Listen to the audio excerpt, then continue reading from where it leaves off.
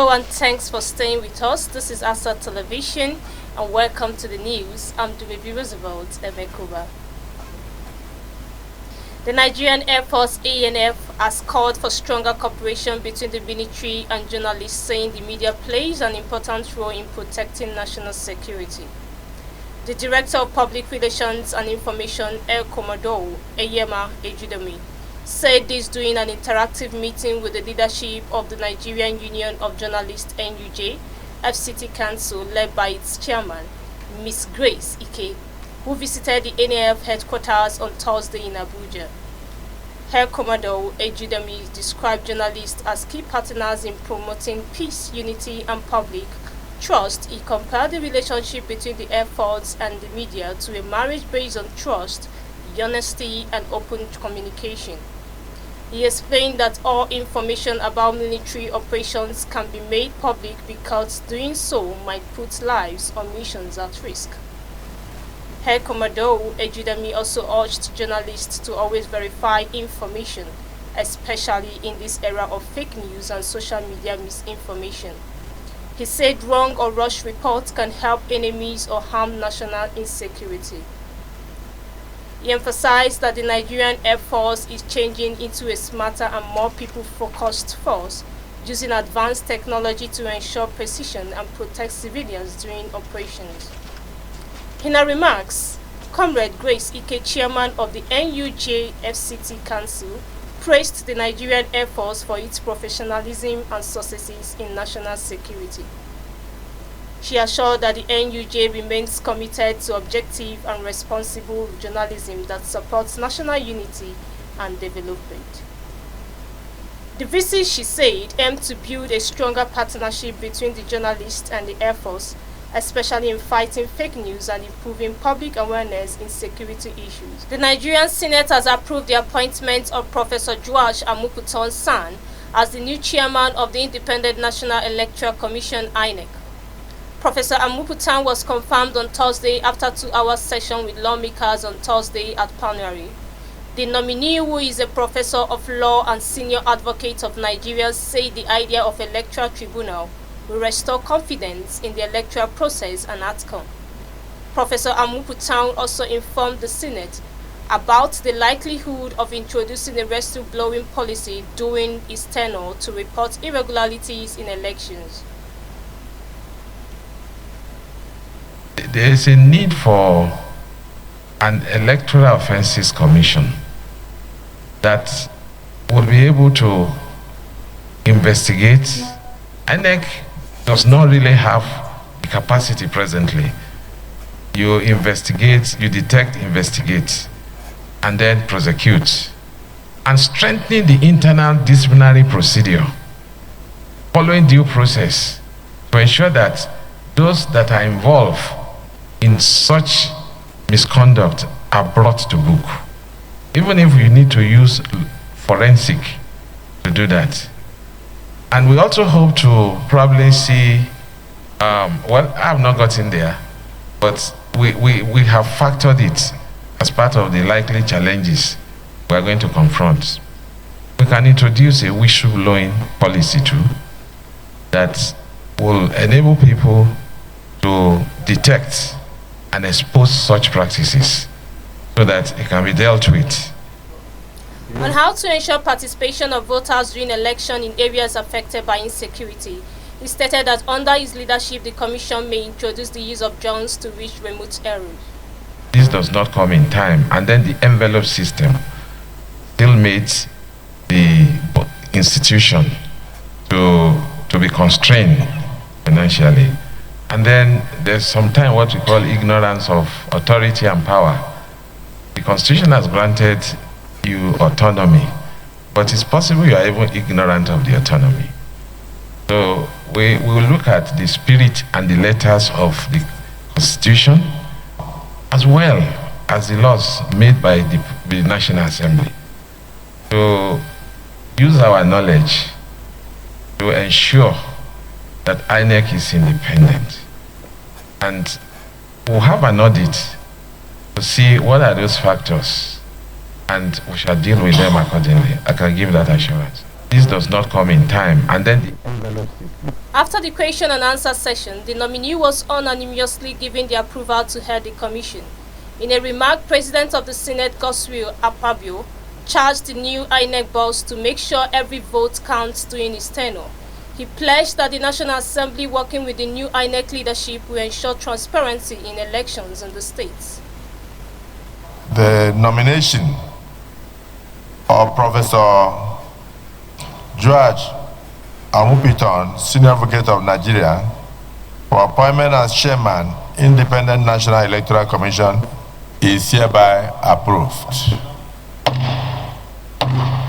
The Senate, in the Committee of the Whole, considered the request of Mr. President and Commander-in-Chief of the Armed Forces of the Federal Republic of Nigeria for the consideration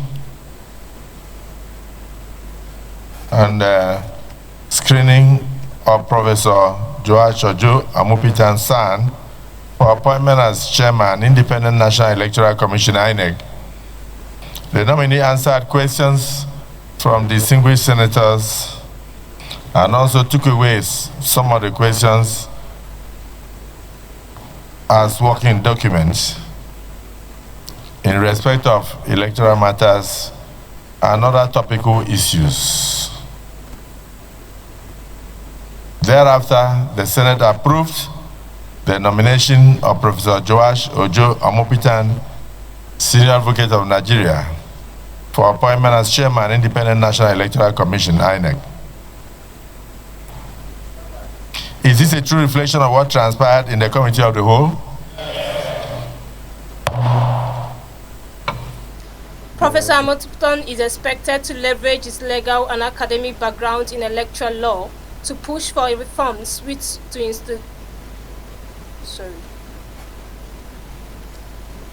Professor Amupitan is expected to leverage his legal and academic background in electoral law to push for reforms that will insulate INEC from political interference and improve the electoral processes through digitalization and transparency. It was found an excitement as Benjamin Bengum bows out of federal civil service after attaining 60 years of age. The cream de la cream gathered to celebrate a man who during his service period worked in 17 different MDAs.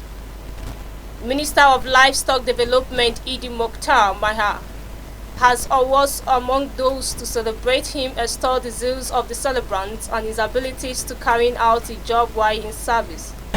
Thank you very much. My name is Idi Mokhtar. I'm the Minister of Livestock Development and also a colleague to the celebrant today, Mr. Bengong, who has clocked 60 and at the same time also retiring at the age of 60 from the service of our fatherland. I have met him very briefly, but it doesn't appear as if we're strangers at all because of the personality we are looking at. It's a complete gentleman, very, very cosmopolitan. He has had a very, very distinguished public service in this country. He has transferred through 17 MDS, and that is a very, very rare achievement, an unblemished record, and he's leaving the service with his head very, very high. If you see the assemblage of people that have come here today to create this occasion, these are not people just from the last bus stop, that is the Federal Ministry of Livestock Development. These are people whose lives he has touched along the way. They have come here to wish him well, to share this moment with him. And I'm here to testify to his professional excellence that he exhibited while in the service of the Federal Republic of Nigeria. I'm in a position to testify to this because in the course of my practice as a journalist, as an editor, as a publisher, as a media proprietor, I had no choice but to come into contact with him. After he served in over 17 ministries across 35 years, I also spent equally 35 years plus in the service of this nation in the media space. And although I've not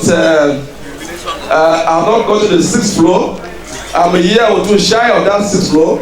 I'm not even in a hurry to get to the 6th floor because I don't know how it feels to be there.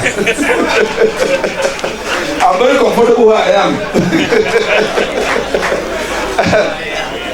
But let me say that Dr. Ben Gon, everything that has been said about him here, for those of us who know him, is nothing but the truth.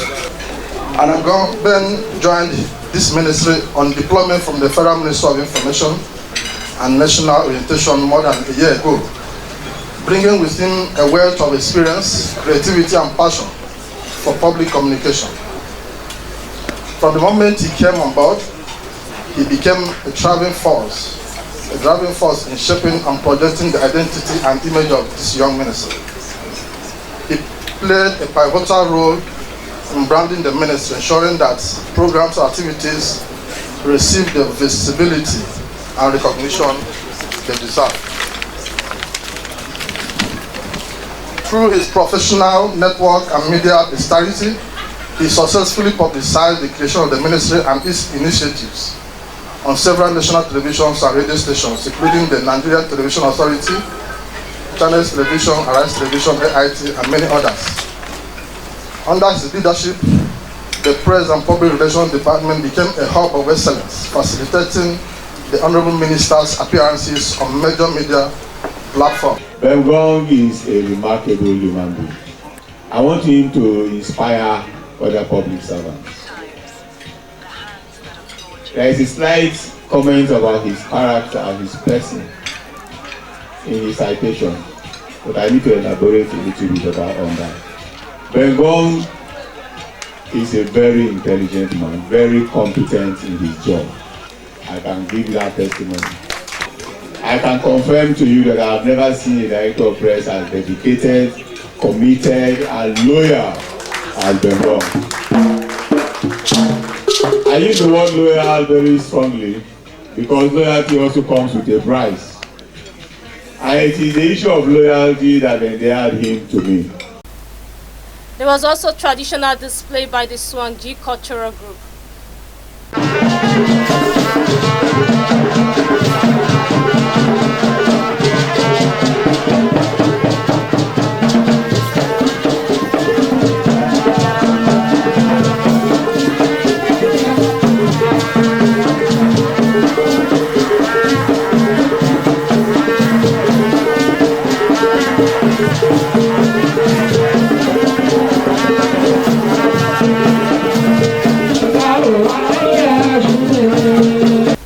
High point of the ceremony was cutting of the cake.